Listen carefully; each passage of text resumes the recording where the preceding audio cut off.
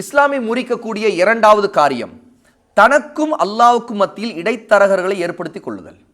அதாவது ஷஃபாத் செய்யறதுக்காக ஒருத்தர் ஒரு தர்கால அடங்கி இருக்கக்கூடிய இறந்தவர்கிட்ட பிரார்த்தனை செய்யும்போது, நான் இவரை வந்து அல்லாஹ்ன்னு நம்பலை, ஆனால் இவர் எனக்கும் அல்லாஹ்வுக்கு இடையே எனக்காக சிபாரிசு செய்கிறார் அப்படின்னு நம்புறது. அதன் காரணமாக அந்த இறந்தவர்கிட்ட பிரார்த்தனை செய்கிறது, தன்னுடைய தேவைகளை கேட்கறது, தன்னுடைய கஷ்டங்களை சொல்றது, அவரை கொண்டு பாதுகாப்பு தேடுறது, ரட்சிப்பு கேட்கறது, உதவி கேட்பது. அப்போ இந்த மாதிரியான முறையில் ஒருவர் தனக்கும் அல்லாஹ்வுக்கும் நடுவே இடைத்தரகர்கள் புரோக்கர்களை இப்படி உருவாக்குறது இருக்குதுல்ல, இது அல்லாஹ்விடம் அவனுடைய இஸ்லாமை ஒருத்தர் முறிக்கக்கூடிய காரியம்.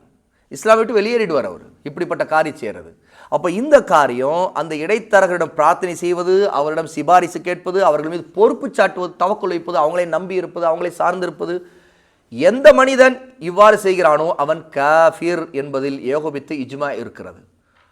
அஹ்லு சுன்னாவுடைய தெளிவான உலமாக்களுடைய இஜ்மா என்னன்னு கேட்டால், எந்த மனிதன் இப்படிப்பட்ட காரியத்தை அல்லாஹ்வுக்கு தனக்கிடையே இறைத்தரர்கள் இருக்கணுங்கிறதும் அவங்கள்ட்ட தான் எல்லா தேவைகளையும் கேட்கலாம், அதன் மூலமாக அவங்க எனக்கு அல்லாட்ட பேசுவாங்க அப்படின்னு நம்பிக்கொண்டு அந்த இறந்தவரிடம் கேட்குறாங்களோ அவங்க காஃபிர் ஆயிடுவார்கள் அப்படின்னு சொல்லிட்டு இஜ்மா இருக்கிறதுங்கிறாங்க.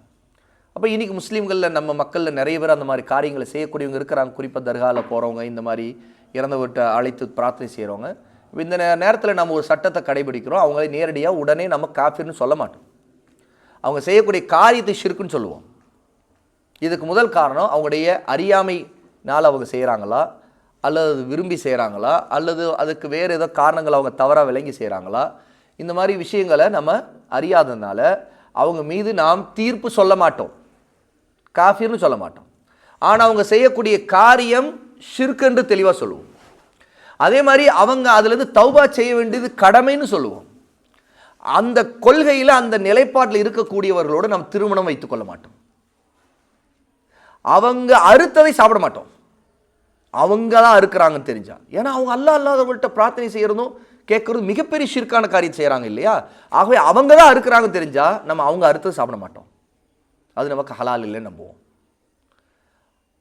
இது உலமாக்களால் ஒருவர் உண்மையிலே காஃபிர் ஆகிவிட்டாரான்னா ஆராய்ச்சியின் மூலமாக, அதாவது தீர்க்க இஜ்திஹாத் செய்து அதன் மூலமாக நன்கு அறிந்து அதன் மூலம் தீர்ப்பளிக்கிற ஒரு விஷயம். இதில் பொதுமக்களாகிய நாம் அதில் ஈடுபட மாட்டோம்.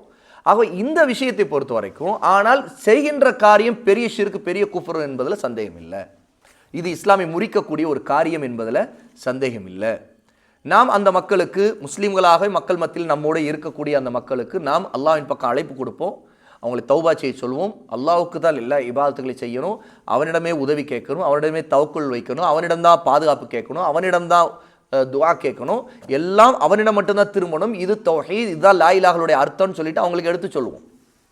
இந்த கல்வியை கொடுக்கறது, இதன் பக்கம் அழைப்பு கொடுக்கறது நம்முடைய கடமையாக இருக்கும்.